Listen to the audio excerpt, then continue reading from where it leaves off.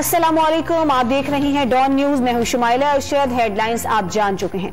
पंजाब में डेंगू के जानलेवा वार जारी हैं। 24 घंटों के दौरान डेंगू के मजीद 6 मरीजों ने दम तोड़ दिया है। इस पर बात करेंगे डॉन न्यूज के नुमाइंदे नोमान लियाकत से। नोमान, बताइएगा पंजाब में डेंगू के फैलाव की सूरत हाल क्या है और रोकथाम के लिए क्या इकदाम उठाए गए हैं?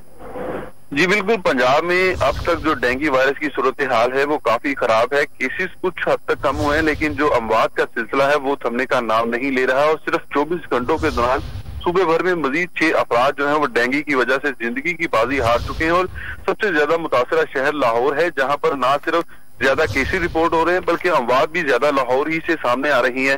तो लाहौर में 24 घंटों के दौरान 5 अफराद जो है वो जिंदगी की बाजी हार चुके हैं। और एक ऐसा शख्स जो शेखुपुरा से जिसका ताल्लुक था, ये भी डेंगू के बाद जाम हक हुआ है। और रवा साल पंजाब में डेंगू बुखार से 118 जो जिंदगियां हैं वो निकल चुका है। इसके अलावा सबसे ज्यादा जो केसेज है सुबह भर में वो लाहौर में 217 रिपोर्ट हुए हैं। और मजमूई तौर पर सुबह भर में 279 केस जो है वो सामने आए हैं। और 24 घंटों के दौरान लाहौर में 306 और पंजाब में जो है वो 300 से ज्यादा मुकामात से लावा भी तलब किया गया है। और इस वक्त सरकारी अस्पतालों में पंजाब के 1378 मरीज जेरे इलाज है। और लाहौर के अस्पतालों में 974 मरीज जो डेंगू से मुब्तला हुए, डेंगू में मुब्तला हुए, इनका इलाज जारी है। जी, डेंगू में मुब्तला होने वाले मरीजों का इलाज जारी है। पंजाब में डेंगू के जानलेवा वार के नतीजे में अब तक 6 अफराद हैं जो कि मौत के मुंह में चले गए हैं। ये आज के आदाद शुमार हैं जो डेंगू से मुतासिर होने वालों में शामिल हैं।